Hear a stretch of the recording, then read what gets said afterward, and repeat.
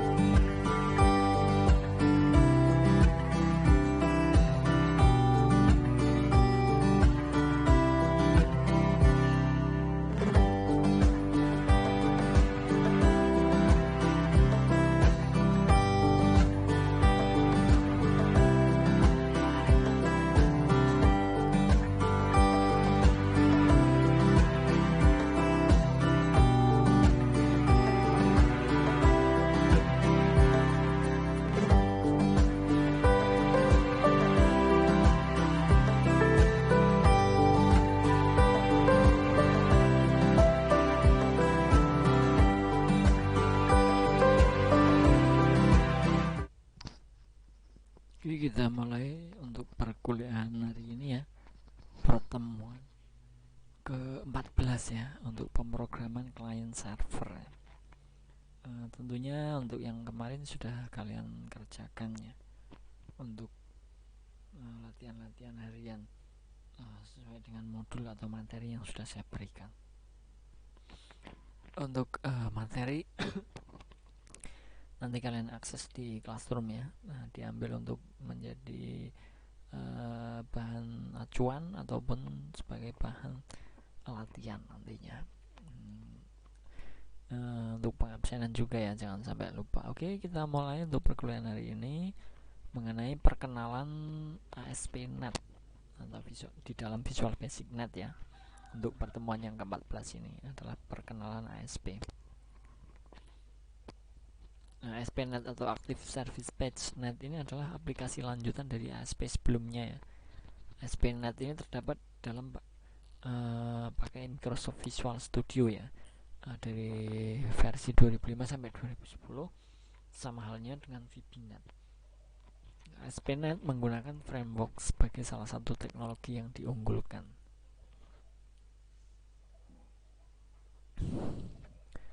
Untuk requirement Microsoft Visual Studio 2005 atau 2008, kebutuhan perangkat kerasnya ya, minimal adalah support prosesor Intel Pentium 3 ya. Tentunya saya rasa untuk komputer atau PC kalian tentu, atau laptop bahkan mungkin pasti di atas ini ya. Ini adalah minimal. Jadi saya rasa tidak ada permasalahan mengenai hal ini. Kemudian RAM-nya 256 juga, ini untuk laptop zaman sekarang itu juga pasti sudah lebih banyak ya dibanding hal tersebut. Minimal VGA adalah 2 MB. Nah, ini direkomendasikan di atasnya ya, agar program berjalan dengan lancar. Untuk monitor resolusi ini menyesuaikan ya, karena tidak ada batasan mengenai hal ini ya. Nah, ini cukup akan tetapi ada batasan dari minimalnya. Untuk laptop sekarang itu kan sudah canggih, tentunya mengenai resolusi itu lebih besar dibanding hal ini ya. Ini adalah minimal dari VGA-nya. Nah, untuk kapasitas hard disk untuk instalasi ada 2 GB. Direkomendasikan juga lebih di atasnya, dan kelengkapan lainnya. Nah, ini untuk Microsoft Visual Studio tentunya sudah punya semua ya. Untuk membuat program dari VB.NET ini tentunya kan kita menggunakan kemarin yang sudah saya berikan arahan adalah menggunakan Microsoft Visual Studio ya. Mau menggunakan versi berapa itu sebenarnya sama saja. Kebetulan kemarin yang sudah saya praktekkan kemarin itu saya menggunakan versi 2010 ya. Kalau kalian mau menggunakan versi berapa silahkan, monggo, tidak menjadi sebuah masalah. Nah, untuk perangkat lunaknya ya, ini kan hard disknya. Kemudian untuk software untuk lunaknya adalah operating system, ada Windows XP, Vista 2000 Server, SP dan lain mendukung ya tentunya. Untuk database Microsoft Access XP-nya 2000 atau 2003 ya. SQL Server juga paling enggak kita punya 2005 atau 2008, mungkin bahkan lebih, yang sekarang juga bagus ya. Web service-nya atau IIS, Internet Information Service, web browser-nya kita bebas menggunakan Explorer, Mozilla ataupun yang lain sebagainya ya, Opera dan lain. Oke, itu ya untuk spek yang harus kita perhatikan untuk sebelum kita mengenal sebuah ASP.NET ataupun membuat sebuah program di VB.NET nantinya. Kita perlu ketahui dulu, kita harus kenal dulu ya mengenai .NET frameworknya. Pemrograman Microsoft Visual Studio Net 2008 atau yang lain adalah sebuah platform untuk membangunnya, menjalankan, kemudian meningkatkan generasi lanjut dari aplikasi terdistribusi. .NET Framework merupakan platform terbaru untuk aplikasi Windows dari Microsoft dalam upaya meningkatkan produktivitas pembuatan sebuah program aplikasi dan memungkinkan terbukanya peluang untuk menjalankan program pada multisistem operasi serta dapat memperluas pengembangan aplikasi client server. Nah, service-service yang terdapat pada Microsoft Visual Studio ini adalah .NET adalah model pemrograman dari platform .NET untuk membangunnya,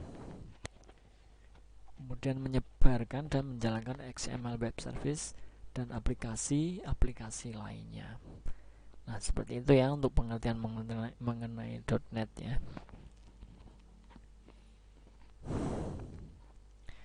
Nah, langkah-langkah untuk mengaktifkan ASP.NET-nya bagaimana, karena pembahasan kita adalah perkenalan mengenai ASP.NET ya.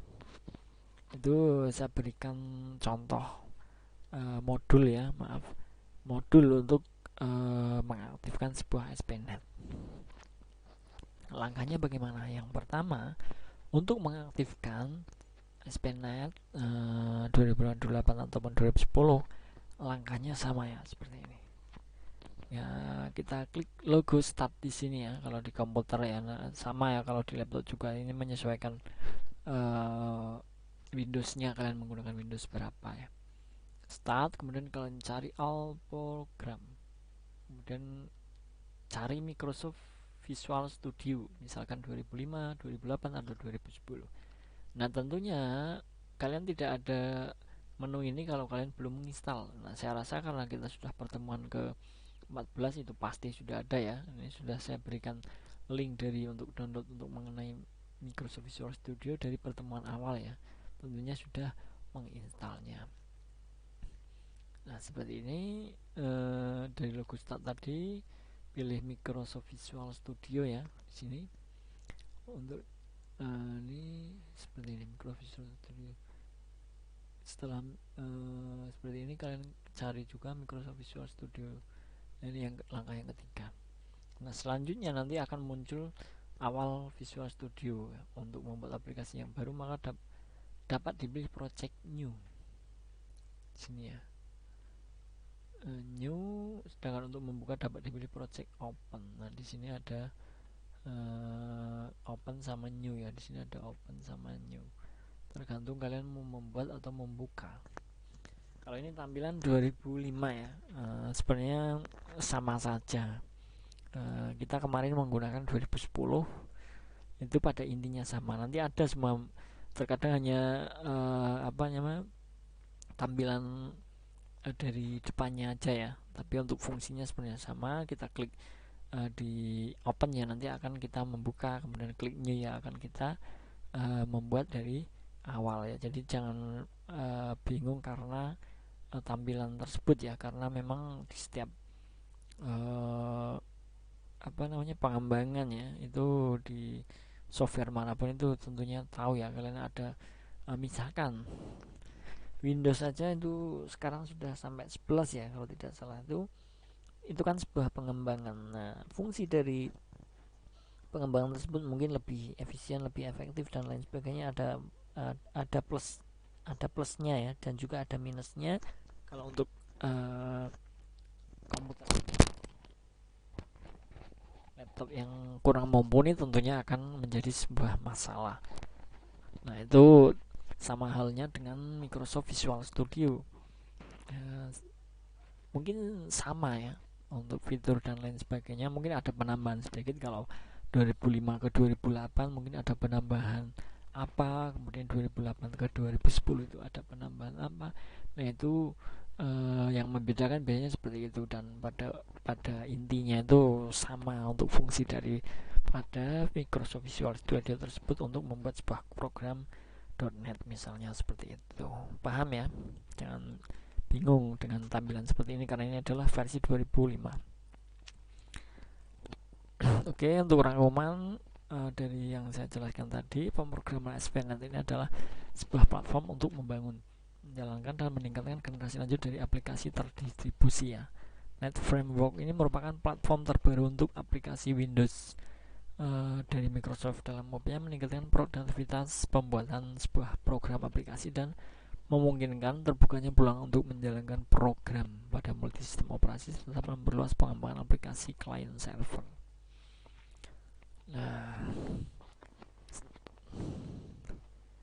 setelah tadi kita memahami bagaimana cara untuk mengaktifkan ASP.NET, sudah saya terangkan juga apa itu ASP.NET, perkenalan mengenai ASP.NET. Nah, ini ada sedikit tugas, silahkan dibuat ya sebagai tugas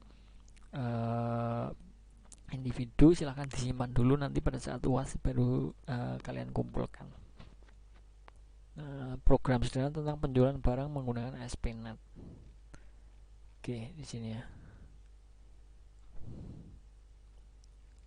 Sebenarnya sama, tidak hampir sama dengan seperti biasanya ya.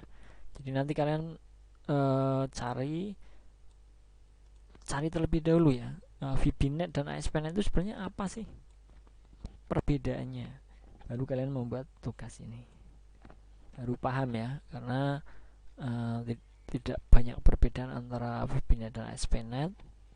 Yang menjadi ini di sini ada .NET apa .NET, kemudian ASP.NET itu apa, itu kalian pahami terlebih dahulu, barulah kalian nanti lari ke tugas di sini ya. Evaluasinya adalah kalian harus mencari VBNet, perbedaan antara VBNet dan ASP.NET dulu, barulah kalian membuat tugas individu ini. Seperti itu ya. Jadi silahkan jangan dibuat bingung ya, dibuat santai saja. Nanti tentunya setelah kalian memahami apa itu ASP.NET dan VBNet, itu akan paham, oh ternyata perbedaannya seperti ini. Nah, itu yang membuat menjadi bahan acuan dalam pembuatan tugas individu ini. Seperti itu ya. Oke, saya rasa untuk hari ini cukup ya. Ini juga saya berikan untuk pustakanya. Di sini ada pustakanya ya, mungkin bisa menjadi referensi untuk membuat tugas harian tersebut ya. Yang terpenting kalian pahami terlebih dahulu ya, tidak usah buru-buru, karena saya tidak mewajibkan dikumpulkan sekarang, tapi dikumpulkan pada saat UAS nanti ya. Jadi kalian pahami terlebih dahulu ASP.NET, VBNet itu, kemudian perbedaannya, kemudian pengaktifannya, kalau sudah aktif bagaimana untuk membuat sebuah programnya. Nah, itu baru kalian membuat tugas untuk latihan tersebut. Seperti itu ya. Ini pustakanya, silakan kalian akses. Nanti ada mungkin penjelasan lebih lanjut ya, yang lebih lengkap ya. Kalau memang masih bingung, kalau sudah paham ya syukur, nanti kalian tinggal membuat hal ini ya. Paling tidak kalian sudah bisa mengaktifkan ASP.NET itu seperti apa, apa yang dimaksud ASP.NET itu kalian harus paham ya, dibanding dengan VBNet itu apa sih perbedaannya. Nah, seperti itu. Oke, saya rasa cukup ya. Nanti bisa kalian pahami kembali kalau memang belum paham. Pahami, kemudian setelah itu barulah dibuat tugas dari individu tersebut ya. Terima kasih untuk teman-teman semua yang sudah hadir dalam perkuliahan hari ini. Semoga apa yang saya sampaikan menjadi sebuah bahan ataupun penambah wawasan untuk kita semua mengenai ASP.NET di dalam Visual Basic Net ya, di mata kuliah pemrograman client server. Terima kasih. Saya akhiri. Wassalamualaikum warahmatullahi wabarakatuh. Salam sejahtera untuk kita semua. Selamat belajar, selamat mencoba. Terima kasih.